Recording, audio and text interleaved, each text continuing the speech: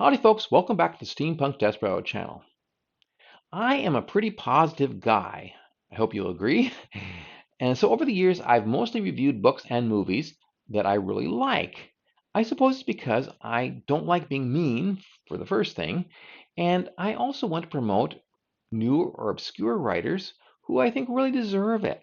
Though sadly, those particular videos don't seem to get very many views, so unfortunately, I'm not really succeeding at my quest. So I thought it might be fun to change it up a bit and review something really bad.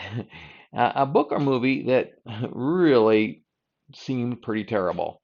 With a nod to Dan Aykroyd in the early SNL sketch Bad Cinema, I will call this one breathtakingly bad. It's not a movie, though. It is a book, and it's the first in a romantic fantasy series that's supposedly been fairly popular. Who knows? If experience is any guide, considering 50 Shades of Grey and the not quite so onerous Twilight series, it just might get a movie deal. Wouldn't be surprised. The book is called Lightlark by Alex Aster.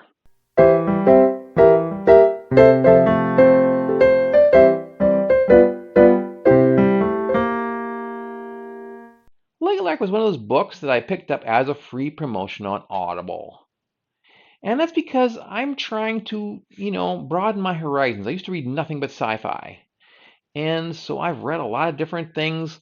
And I do read westerns and I read military fiction. I read historical and classics. And yes, sometimes romance. And occasionally those are good, such as Diana Gabaldon's Outlander, which I did quite enjoy. And there are others, such as Court of Thorns and Roses, popular series. And to me, it was kind of meh. But that was one of those that I got for free on Audible because, they were promoting it. It's popular, and you get to listen without paying. So that's good. That was another romantic fantasy, or romantasy as we like to call it.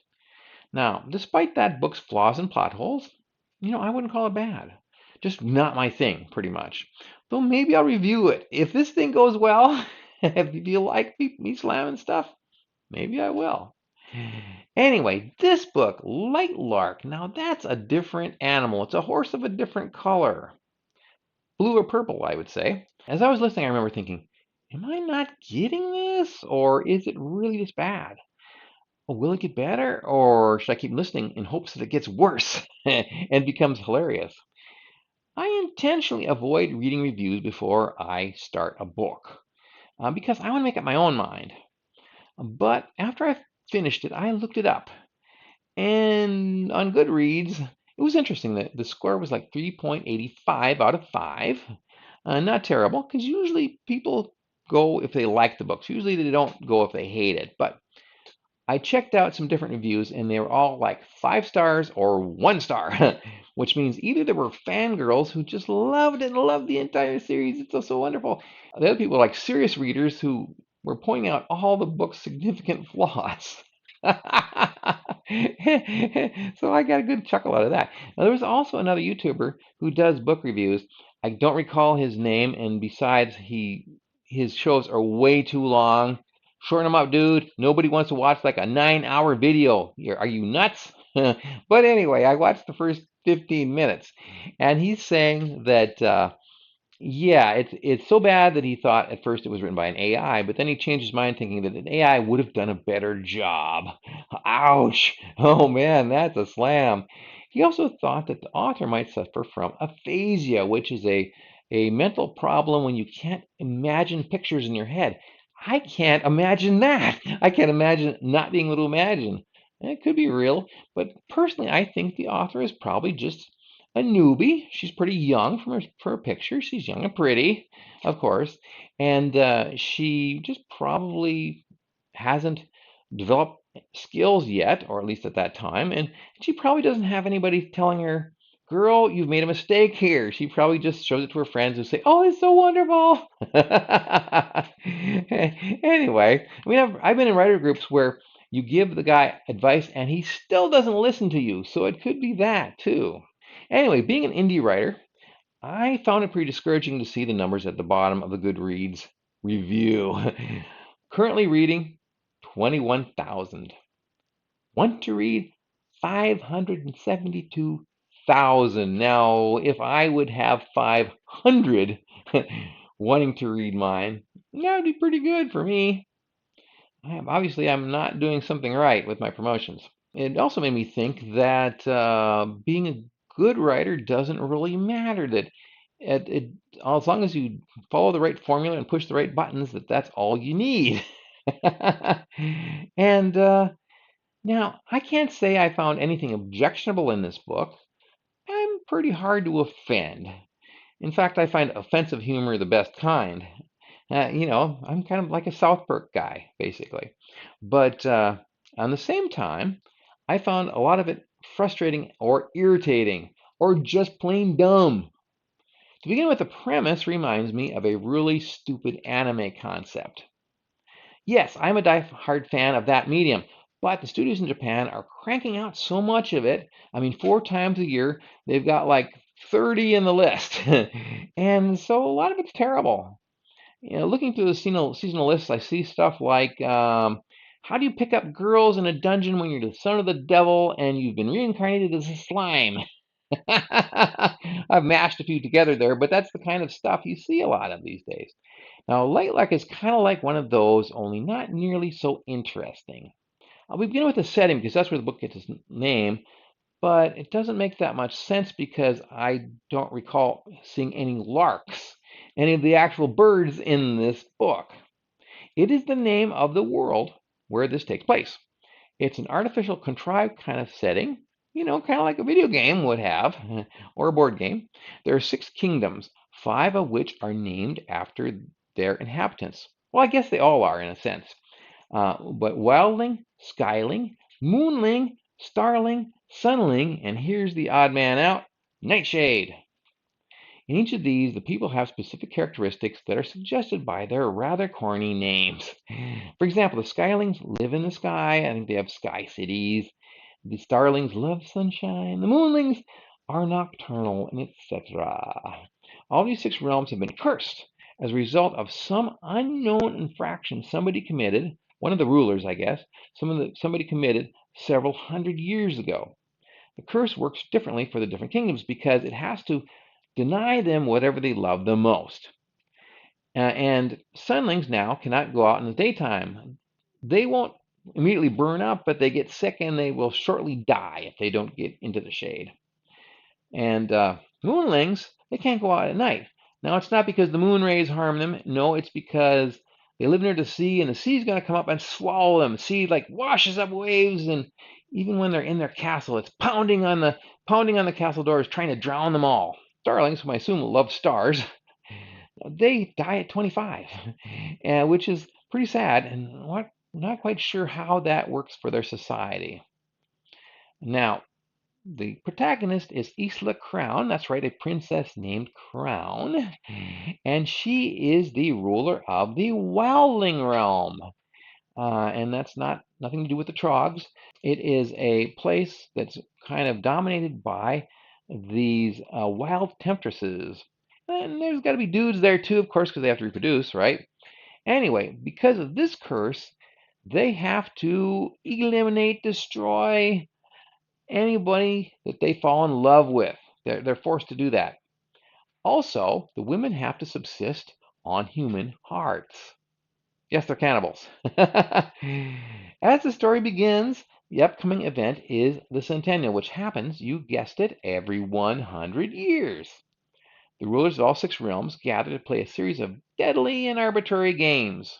Well, not all of them are deadly, but they are all arbitrary, kind of made up by the rulers, by which they hope to eliminate the curse.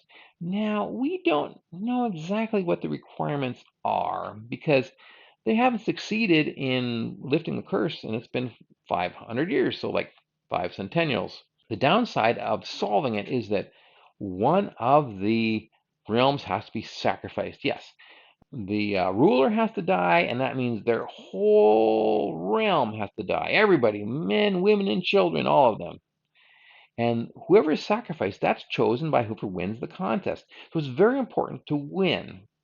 So at least we have a motivation here. Now, As for the demographics, that's kind of contrived too. Of the rulers, 3 are male and 3 are female, much like you'd expect to see in a board game. Some of these rulers are immortal, or technically ageless, because they're not impervious to harm.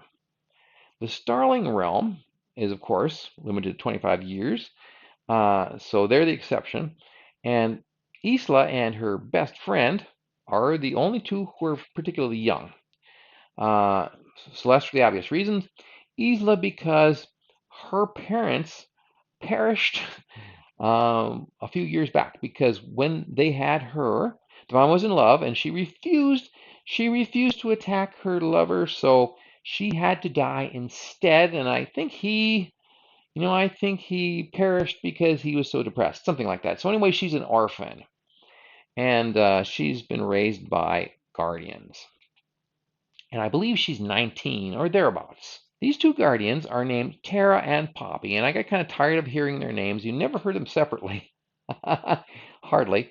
And we know nothing about them except that they're very strict, and they didn't allow poor Isla to have any friends or do anything fun. The only reason she gets to come out of her room is that she's got to train for the centennial, martial arts and stuff, and education and all this stuff. And she's supposed to learn seduction so she can hopefully seduce one of the male rulers and form an alliance, that sort of thing.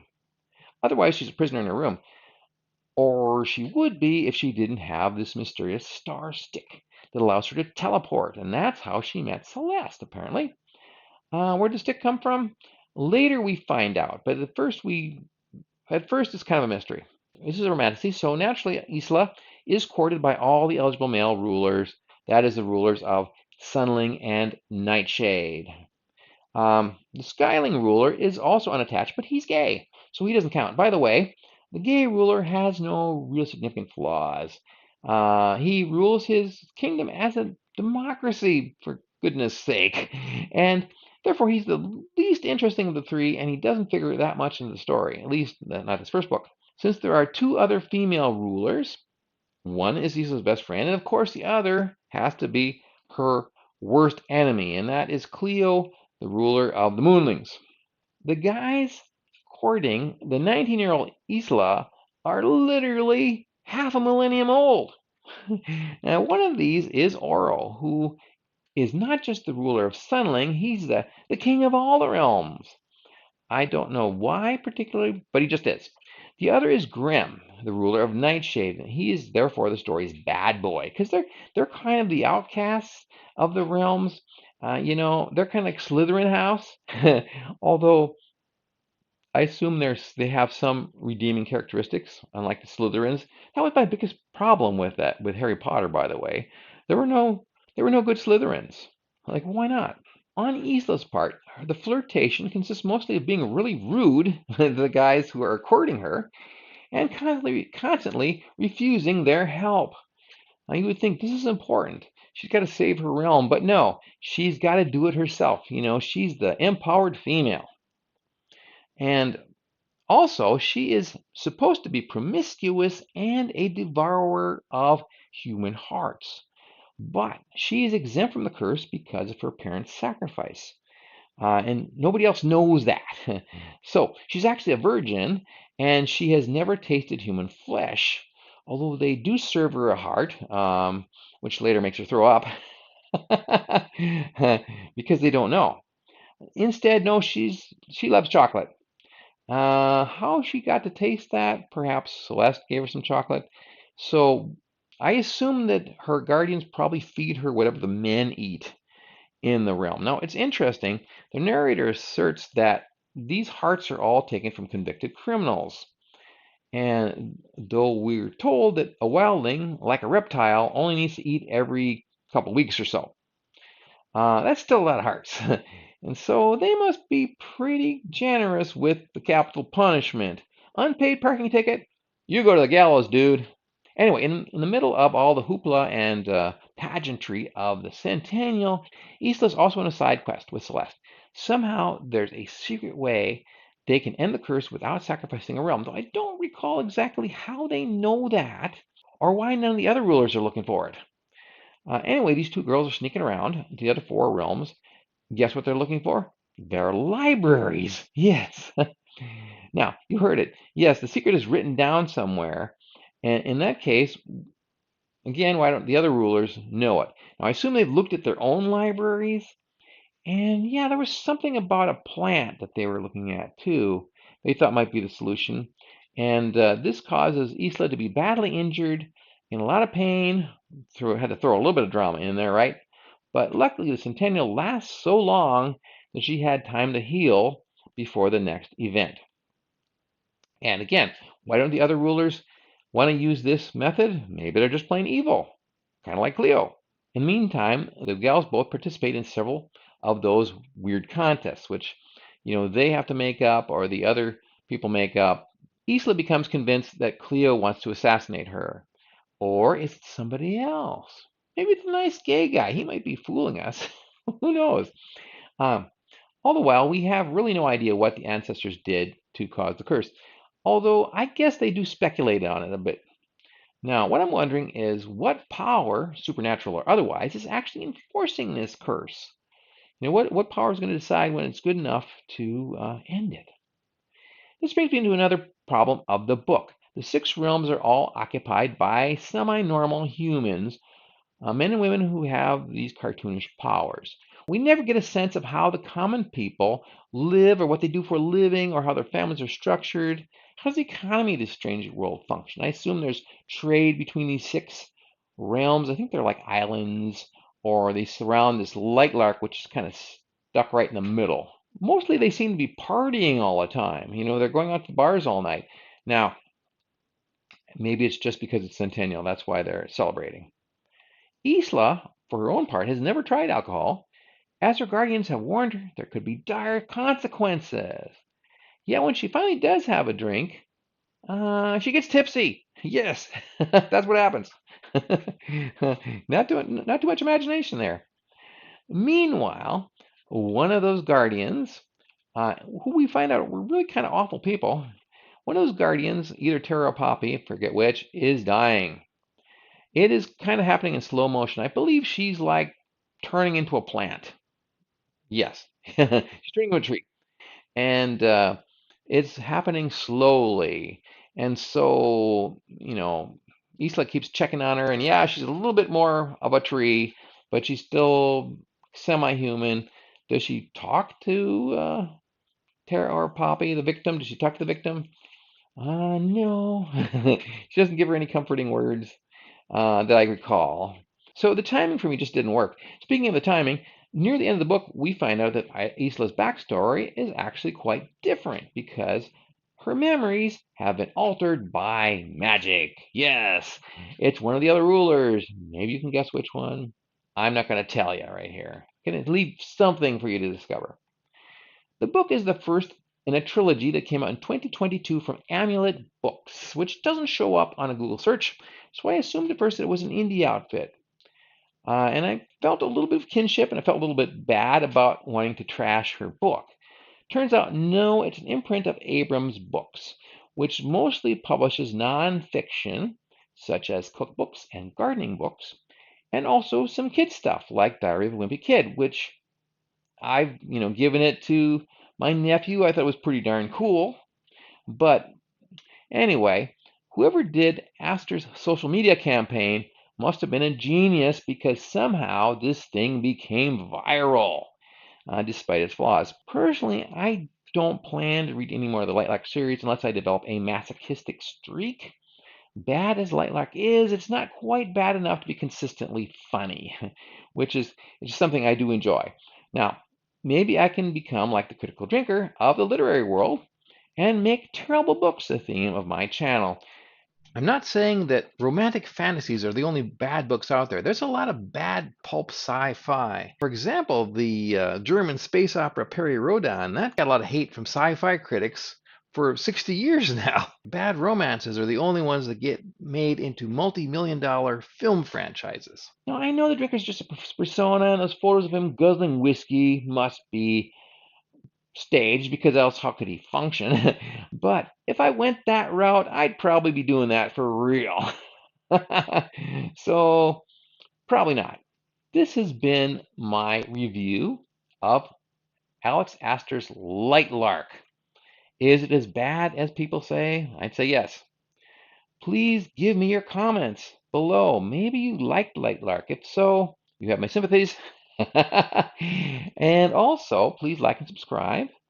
And also check out my works on Amazon. Links will be in the description, especially my latest work, Hunter's Wager, a cyberpunk fairy tale. It is got great action and suspense and danger and bad guys and a flawed good guy, and he's fighting for his life, etc.